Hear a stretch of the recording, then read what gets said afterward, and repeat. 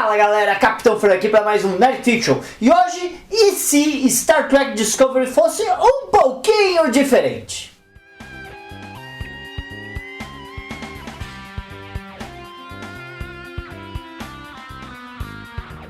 Muito bem, gente, Star Trek Discovery terminou, 65 episódios, 5 temporadas, quase 7 anos no ar aí, certo? Serviços de streaming mil, Netflix, CBS All Access, Paramount Plus, chegou a passar na TV aberta, é uma loucura toda a história. Aliás, eu acho que os bastidores Star Trek Discovery fariam uma série excelente.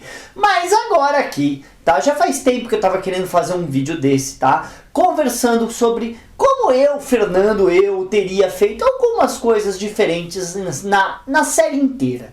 Primeira coisa, são só ideias, coisas de como colocar ali, tá? Não é podia ser melhor, que podia ser melhor, eu sento com os meus amigos, eu discuto, a gente fala o que a gente gosta, o que a gente não gosta. É mais uma ideia de mesa de bar. Aqui não, eu quero chegar pra vocês e falar, e se a gente tivesse feito dessa maneira, e se a gente tivesse feito dessa outra maneira? Então, tem todo um vibe aí um pouquinho diferente nisso aqui, tá? E aliás, se vocês gostaram da ideia, fala aqui outras coisas que eu posso falar aqui, e se fosse diferente, tudo bem? E outra coisa que eu também quero falar com vocês é que é muito fácil fazer isso que eu tô fazendo depois. Gente, é muito fácil pegar alguma coisa que foi escrita para outras pessoas, que foi trabalhada para outras pessoas e falar, teria feito assim, teria mudado isso, teria mudado aquilo. Isso é muito fácil, mas não muda o fato de que é divertido fazer isso. Então, vamos reimaginar um pouquinho de como poderia ter sido Star Trek Discovery.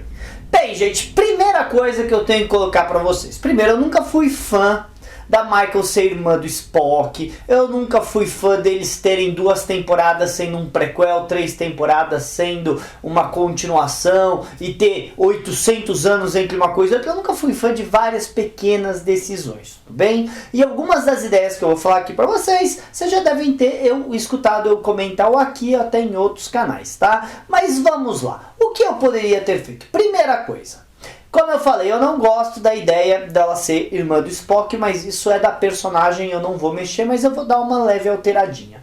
Vamos lá.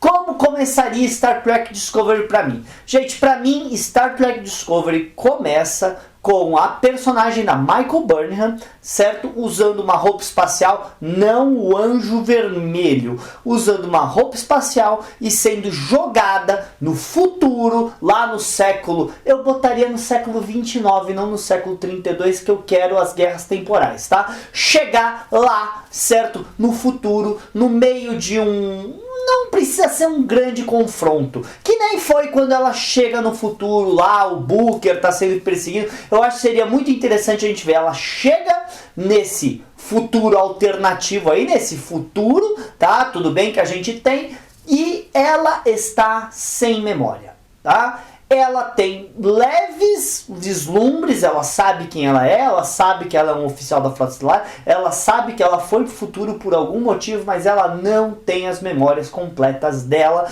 exatamente pelo fato dela ter viajado por um buraco temporal numa roupa e não numa nave protegendo ela. Então ela não tem as memórias dela, tudo bem? Então a gente tem essa personagem da Michael chegando no futuro, usando, certo, com emblemas da Frota Estelar de lá da época de Star Trek lá do Kirk e outras coisas, pra gente entender que essa personagem é do passado, tá? Outra coisa que eu colocaria é flashbacks. Do mesmo jeito que, por exemplo, a série do Arqueiro Verde tinha flashbacks da época dele na ilha, a gente também vai ter flashbacks nessa série. Star Trek Discovery tem vários flashbacks, tá, durante a série, mas esses flashbacks aqui são conforme as memórias da Michael vão voltando. E vamos deixar muito claro, minha protagonista é sim a Michael Burnham. E é sim uma mulher negra, tá? Eu não vou mexer em nada disso. Meu problema com Star Trek Discovery nunca foi nada disso que as pessoas acusam. Meu problema com Star Trek Discovery sempre foi desenvolvimento de personagem, tá? Diálogos e puxa-saquismo. E histórias previsíveis, tá? Tudo bem? Então, a Michael chega no futuro, no século 29, usando uma roupa espacial bem parecida com aquela roupa espacial que a gente viu lá na série clássica, certo? Lá na Defiant, tá? The Tolian Web, para quem quer saber. Tá muito parecida com aquela roupa, mas não exatamente igual, porque ela vem de um ponto temporal anterior. Como assim? Gente, o primeiro episódio de Star Trek Discovery se passa no ano de 2256, enquanto a série clássica começa no ano de 2265. Isso quer dizer que o primeiro episódio de Star Trek Discovery se passa 9 anos antes da série clássica. Eu vou voltar mais. Para mim, ela veio de 2246. Tudo bem? Nós estamos 20 anos antes da série clássica, tudo bem? E ela é irmã do Spock, eu não vou conseguir alterar isso. Porém, em vez da gente ter ela ser uma criança junto com o Spock, na verdade não. Na verdade, os flashbacks vão mostrar ela sendo adotada pelo Sarek, ela tendo problemas de adaptação na escola dela, certo? Por causa dela ter toda a coisa de morar em Vulcano, ser humana, preconceito e tal. E ao final dos primeiros flashbacks a gente vai ver que o Sarek contrata uma tutora humana para ajudar a adaptação da Michael, uma professora. E o nome dessa professora é Amanda. E a gente vai, conforme os episódios vão indo da primeira temporada e conforme ela vai lembrando cada vez mais da história dela, a gente vai descobrir que foi exatamente a Michael trouxe a Amanda para a vida do Sarek, o que acaba fazendo no casamento e eventual gravidez e eventual Spock. Então o Spock não reverenciar ela, não falar dela, não é tão estranho para nós. Por quê? Porque na verdade o Spock não conviveu tanto com a Michael, porque quando o Spock ele passou a tenra infância dele, a famosa primeira infância com a Michael, mas a Michael já com seus 20 anos de idade, o Spock com seus 10, ela vai seguir a vida, ela vai para a Frota Estelar, ela vai passar então a adolescência do Spock, a tenra infância, ela não era uma irmã de igual, ela tá mais para uma irmã bem mais velha, tipo como o próprio Sybok era. O Sybok era muito mais velho que o Spock.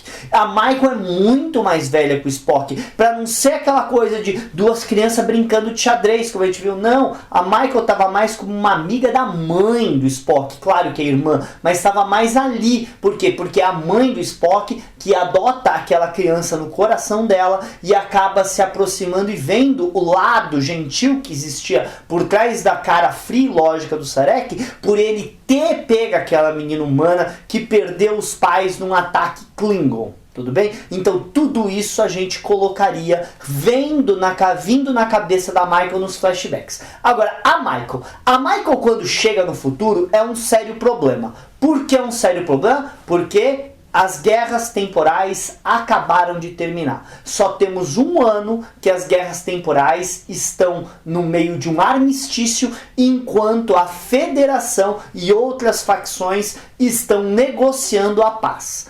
Por que eles estão negociando a paz? Porque ao final, durante as guerras temporais, uma arma foi travada que fez com que o dilithium da Via Láctea ficasse instável. Não quer dizer que ele foi destruído ou deixou de existir, mas que agora as grandes tecnologias que existiam até então, com naves de dobra fazendo coisas fantásticas, Slipstream e o caramba 4, não conseguem mais funcionar, exatamente por causa desse problema que foi do dilithium, que está tentando entender o que aconteceu. E não foi obviamente uma criança, foi uma arma que foi usada por seres intergalácticos interdimensionais, Star Trek Enterprise terceira temporada, que fez com que o dilithium ficasse instável. Porém, eles conseguem usar velocidade de dobras baixas. Então, dobra 1, dobra 2, dobra 3, isso ainda existe para você poder ter movimentação. Agora, esse problema, a guerra temporal e a instabilidade do dilithium fez com que diversos sistemas estejam deixando a Federação. Não quer dizer que a Federação deixou de existir, tá? Não quer dizer nem que a Terra deixou a Federação, tudo bem? Mas a Federação está contraída. E a chegada da Michael no meio de um armistício que está tentando negociar o fim das incursões temporais, vai desestabilizar toda essa situação. A gente vai conhecer o Almirante Vance, a gente vai conhecer vários personagens que a gente conheceu na terceira, quarta, quinta temporada de Discovery, ali, logo de cara aqui, nessa primeira temporada de Discovery, conforme a gente vai descobrindo o mundo pelos olhos da Michael e tentando entender, tudo bem? O que está acontecendo nessa série. E conforme a coisa vai, a gente vai voltando, as lembranças da Michael, conforme os episódios vão indo, vão voltando cada vez mais. Ela vai para Ni'Var, né? Pode chamar Ni'Var. Agora, só para ficar muito claro, se é para você mudar o nome de Vulcano para Ni'Var, você precisa de uma boa desculpa. A minha desculpa é que Ni'Var era o nome antigo de Vulcano, o nome ancião de Vulcano, antes da separação entre os Romulanos e os Vulcanos, tudo bem? Pra mim seria isso. Outra coisa é que os Vulcanos têm tecnologia de dobra tranquilamente depois da reunificação com os Romulanos. Eles deixaram a Frota Estelar antes das guerras temporais, porque eles não concordavam com as guerras temporais, eles deixaram a Federação, tudo bem? Mas eles continuam sendo uma superpotência, porque eles têm a tecnologia dos Romulanos. E se vocês não sabem, os Romulanos não usam de lítio nos seus reatores de dobra, eles tiram a força para dobra de uma singularidade que eles têm dentro do núcleo. Então, os Vulcanos têm essa tecnologia e eles nunca dividiram essa tecnologia com a Federação depois da reunião com os Romulanos, o que foi um dos motivos complicados, e aí veio todo o problema das guerras temporais. Os Vulcanos que foram contrários se separam e eles estão junto com os Romulanos, e a Federação perdendo cada vez mais aliados, porque a Frota Estelar está extremamente debilitada, que as naves que tentaram as naves estão desfalcadas por causa da guerra e ninguém consegue ir em dobras altas, fazendo com que diversos sistemas distantes da Federação fossem ficando abandonados, e só alguns sistemas núcleo, como a Terra, como Andor, ainda se mantêm ali fiéis à Federação. O interessante é que a gente vai ver que a Michael, apesar de estar com buracos na cabeça dela, sabe, eu tô roubando um pouquinho de contratempo, sabe, o Sam Beckett tinha, né, a cabeça dele era, como eles chamavam, de queijo suíço, né, cheio de buraco, eu tô roubando um pouquinho daquilo, né, até aí Discovery roubou tanto de Battlestar Galactica, porque eu não posso roubar um pouquinho de contratempos. De qualquer maneira, a Michael é extremamente dedicada, ela quer ajudar, certo, e ela tem conhecimentos de um outro sistema de propulsão. Para ser exato, ela tem leves conhecimentos do que? Do nosso amigo do Sporo Drive. A gente vai, conforme as lembranças da Michael vão indo, a gente vai chegar no tempo dela com a Shinzu, a gente vai chegar no tempo dela como primeiro oficial, certo, da Jojo, a gente vai, sabe, todos aqueles elementos que a gente viu na primeira e segunda temporada aconteceram mais ou menos daquela maneira e estão na cabeça da Michael, só que ela não está conseguindo lembrar a memória dela. A gente vai ter um episódio especial para lembrar de como foi a famosa traição da Michael pela Jojo. Não aconteceu exatamente daquela maneira, mas próximo, certo, que causou o começo da guerra com os Klingons, e a gente vai ter esse episódio exatamente quando a Michael consegue fazer um elo mental com a presidente de Ni'Var, que traz diversas memórias à tona, e a gente descobre que muito da parte dela não conseguir lembrar da vida passada dela vem da viagem temporal, mas também vem de que ela não quer lembrar, exatamente pela traição dela de Jojo. A gente vai ter um episódio especial focado na relação dela com a Jojo, na relação que ela tinha com mestre e aprendiz com a Jojo, certo? Tá? E a gente vai ter a partir daí, quando a gente chega no final desse episódio, no quinto episódio, no mesmo local de onde veio a Michael, entre uma nave auxiliar, certo? Mais parecida com uma nave auxiliar da época do Kirk, porque eu quero manter a estética, tudo bem? E chegando essa nave auxiliar, está quem dentro? O nosso amigo Stamets. Na verdade, o que aconteceu é que a Discovery estava testando o Sporo Drive como uma arma para a guerra Klingon, tudo bem? E o capitão da Discovery, que era o Lorca, toda a tripulação que a gente conhece estava na Discovery, tudo bem? E aí o que acontece? Durante um teste, os Klingons atacaram, certo? Que fez com que a Discovery precisasse fazer um salto para sair dali. O Sporo Drive não funcionava, nunca chegou a funcionar. A única nave que tinha tecnologia era a Discovery e ele nunca funcionou no passado. Tudo bem?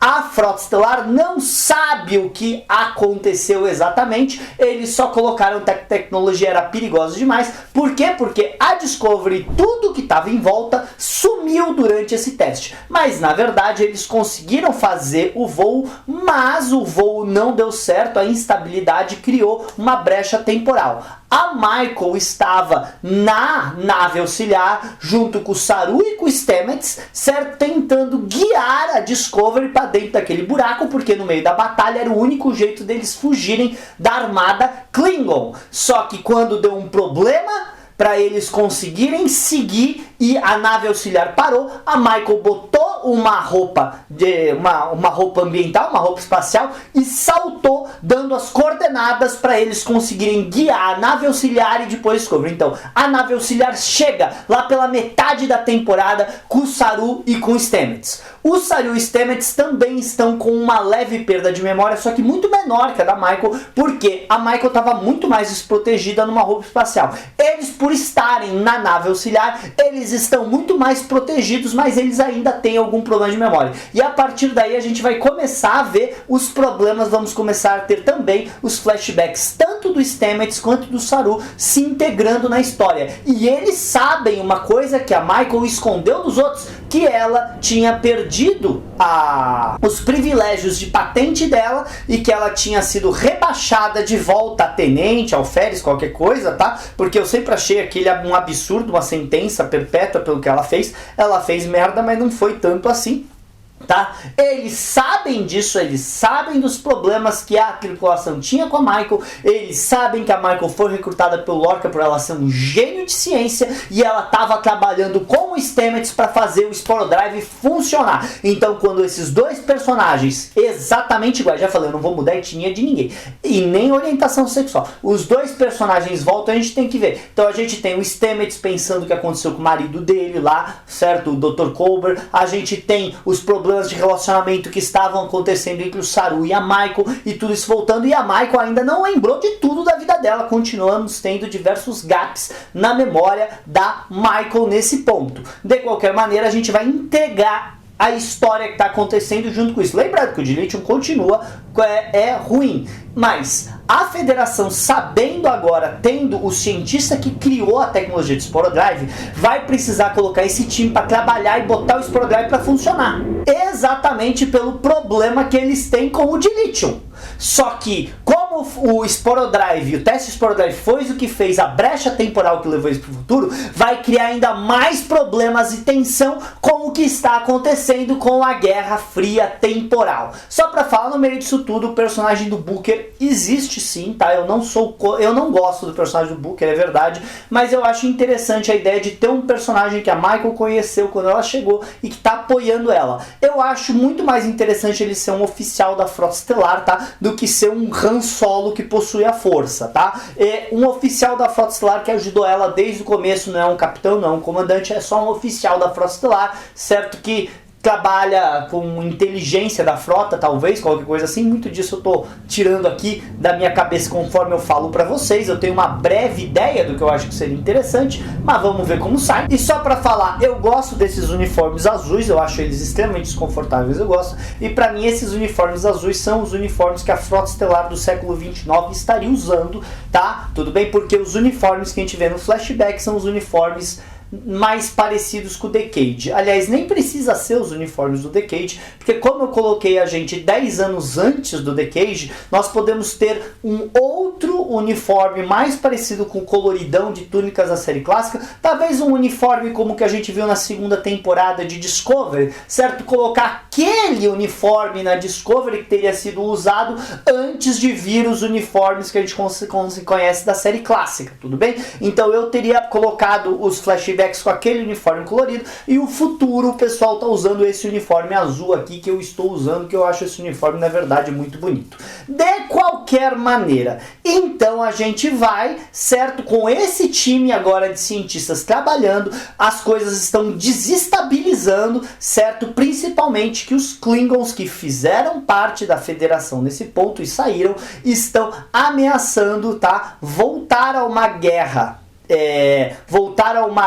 real com a Frota Estelar, exatamente por causa da tecnologia de Sporodrive que pode mexer com o tempo, e eles não querem mais incursões temporais. Isso vai trazer muitos sentimentos para Michael, exatamente porque ela estava no meio da guerra Klingon lá em 2246. Aliás, 2246, 2247, mais ou menos isso, tudo bem? E não vamos esquecer que foram os Klingons que mataram os pais dela. Ela vem de uma época que a Federação e os Klingons são inimigos, e o futuro, a Federação e o Klingon foram aliados durante muitos anos, mas os Klingons que estavam forçando exatamente esse acordo de paz, esse armistício para acabar com viagens temporais, começam a ameaçar a Frota Estelar. Tudo bem? Então a gente está nesse ponto da história. Agora, o que vai acontecer no final da temporada, quando as coisas estão se acalmando, quando parece que tudo está dando certo, a Discovery chega. Porque na verdade a Michael entrou primeiro no buraco, chegou antes.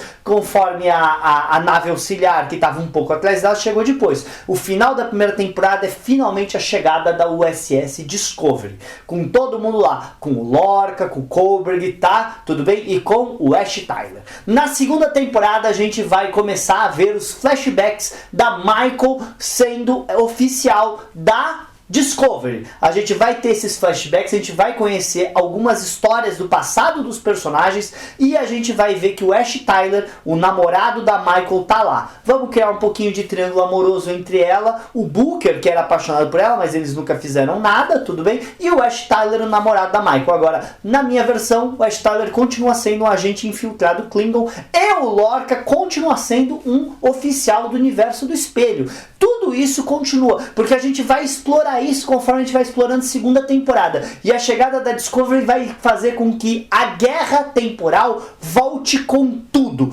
E a Discovery, então, que vai ter um formato muito mais parecido com aquele formato original que a gente viu na Discovery nos teasers, ela vai ser reformada para o formato que a gente vê muito mais futurista que a gente viu depois na série. E assim a gente vai colocando os elementos. O problema do dilítio a gente só vai resolver lá pela terceira temporada, tudo bem? Vai demorar pra gente resolver problema de dilítio. E a hora que a gente conseguir resolver o problema do dilítio e reestabilizar o problema do dilítio ao final da guerra temporal, a gente também vai ter o problema de que a Federação, tá? Na verdade foi uma arma, certo? Feito pelos aqueles alienígenas da terceira temporada que estavam desestabilizando os campos de dobra. Então, enquanto todo mundo achava que o problema era o dilítio, na verdade o problema não era com o dilítio, mas era uma desestabilização de campo de dobra feita no subespaço, certo? Pelos alienígenas interdimensionais. E quando eles finalmente conseguirem isso, certo? O dilítio vai ter sido muito fracionado, vamos descobrir novas fontes de dilítio, vai fazer com que a Federação acabe com um excesso de dilítio na mão dela. E esse excesso de dilítio na mão dela vai fazer com que Brins, vai fazer com que outras raças, cartassianos, domínio em todo mundo que quer dilítio, vai começar uma guerra fria pelo dilítio da Federação. E apesar da Federação falar que vai dividir o dilítio com alguém, ela quer controlar o dilítio, certo? Falando que ela é a única que tem controle para fazer isso por igual. Só que as raças como os Brins, eles querem o dilítio à força, o que vai trazer pra gente o conflito da quarta temporada, que vai ser como dividir esses recursos entre as coisas, enquanto as naves aos poucos vão voltando à tecnologia maravilhosa do século 29, e assim vai, tá? Então, pra mim, essas seriam as minhas ideias. É assim que eu teria feito Star Trek Discovery usando o que nós temos, usando os personagens, usando tudo. Podemos explorar a relação do Culber e do Stamets, principalmente depois de que pro Culber foi só um flash, mas pro Stamets foram meses no futuro sem ela. Podemos explorar a verdade de que o Lorca era um cara infiltrado do universo espelho, que foi recrutado pela Seção 31 para chefiar a nave Discovery no meio do experimento do Sporo Drive. Podemos fazer com que a gente descubra que os experimentos do Stamets não funcionaram lá no passado, tá? Por quê? Por causa que a tecnologia do passado não era suficiente para estabilizar o Sporo Drive, mas a tecnologia do século 29 faz com que ele consiga estabilizar essa nova tecnologia de dobra. Então não é que a Federação escondeu uma tecnologia da Voyager, é que a tecnologia não funcionava. Não é que o Spock não lembra ou não fala da irmã porque foi mentira, é porque ele conviveu com ela só durante poucos anos, só até o máximo 10 anos da vida dele, tudo bem? A maior parte da vida adulta dele foi sem a Michael, porque ela foi seguir a carreira da frota estelar dela, e quando ele estava entrando na frota estelar, começando ali, fazendo a academia da frota estelar, ela foi pro futuro, ela desapareceu, supostamente perdida, supostamente morta, então ele nem sabia que ela foi pro futuro, ela não sabe nada, tudo bem? Mas a gente traz a oportunidade de ver um Spock de 15 anos, de ver um Spock na academia de 30 anos, de 20 anos, conforme a gente vai tendo as lembranças da Michael desses períodos, e conforme a gente vai tendo lembranças de outros personagens, a gente pode conhecer o Pike. Sim, a gente pode conhecer o Pike, conforme a gente vai pegando lembranças de outros personagens, a gente pode ter tido alguém que conheceu o Pike, que serviu junto com o Pike. Nesse ponto, o Pike não seria o capitão da Enterprise, porque a gente está muito antes, seria o Robert April, tudo bem? Aliás, a Enterprise que foi construída ali em 45 para a guerra, né? Com os Klingons, então a gente poderia ter flashbacks da Enterprise mantendo o visual, poderíamos ter aí, certo, personagens, poderíamos ver a número 1, poderíamos ver tudo isso em flashbacks conforme a gente vai explorando o passado de outros personagens, porque sim, a série não precisa ficar só nos flashbacks da Michael. Conforme a tripulação da Discovery chega, certo, no século 29, no final da primeira temporada, na segunda temporada, a gente pode ter flashbacks da Detmer, a gente pode ter flashbacks da Oshikun, a gente pode ter flashbacks do Reese, a gente pode ter flashbacks da Tilly, a gente pode ver interações desses personagens, lembrando do Pike, da número 1 e de outras épocas que a gente teve. Então você pode criar as coisas, você pode manter. Por exemplo, uma coisa que eu colocaria logo no começo é a T'Pol ser uma das oficiais que está encontrando a Michael depois do ataque que os Klingons fizeram para a família dela, certo? E a T'Pol ser quem vai entregar a Michael para um jovem Sarek. E a T'Pol ser nesses primeiros episódios, até a gente ter flashbacks dela com a T'Pol nesse primeiro episódio, exatamente lembrando dela, tentando dar apoio e força para ela, e falando que ela vai levar ela para um vulcano, que vai ajudar ela porque ele teve um filho com problemas de emoção, então ele está mais pronto para lidar com uma humana do que outros vulcanos ali, certo? E leva ela para um jovem Sarek, exatamente para manter aquela tradição que existia em Star Trek de alguém da série anterior participar do piloto da série atual. Tudo isso pode ser visto tranquilamente. Gente, você pode até alterar o visual dos Klingons. Eu pessoalmente odeio o visual Klingon Orcs. O visual da segunda temporada ainda é mais aceitável, mas você pode alterar o visual dos Klingons, mas o visual dos Klingons do futuro, aqueles Klingons lá do futuro, pode ser alterado o visual deles e fica exatamente o mistério. O que aconteceu com a raça Klingon? O que aconteceu com a raça Klingon que agora eles estão tão diferentes como foi? Será que tivemos outro problema de genética que nem tivemos em Enterprise? O que aconteceu dessa vez? Tudo isso pode ser explicado em canon. Diversas mudanças podem ser feitas em canon, mas você faz essas mudanças no século 29 e não no período que se passa no século 23, porque a gente conhece aquele período. Use o canon. Então, para mim, é assim que eu faria. Essas seriam as breves modificações que eu teria. Sinceramente, eu gostaria de saber de vocês. Gostaram das minhas ideias? O que vocês teriam feito diferente? Será que alguma coisa que eu fiz salva ou tudo que eu falei é besteira? Fala pra mim nos comentários. Curte, comenta e compartilha aí. Falou, galera!